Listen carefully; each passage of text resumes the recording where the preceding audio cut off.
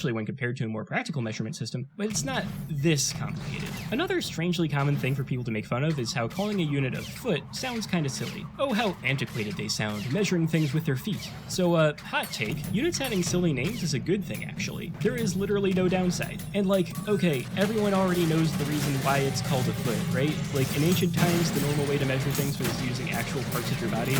Anthropometric is the fancy word for it. But as technology progressed and it became important for units to have consistent values, standard formalized definitions were made for the anthropometric units people were already casually using. So sure, why not just keep calling it a foot? The only real problem with doing that is since there were a lot of competing standards back in history times, it was pretty confusing figuring out exactly which foot you were referring to, and now people aren't sure if Napoleon was 5'2" or 5'7". However, we're currently living in present times, not the past, so that's not a problem anymore. So now if something is measured in feet, you can be confident that the foot being referred to is 30.5 centimeters. And I gotta say, a unit that's about 30 centimeters really comes in handy. It's a conveniently sized unit, and that's directly because of its anthropometric origin. It's definitely larger than an average actual human foot, but it's still, by design, at a scale that works great for measuring human-sized things. And the metric system, as nice as it is, doesn't really have anything that's quite at that scale. A meter is about 3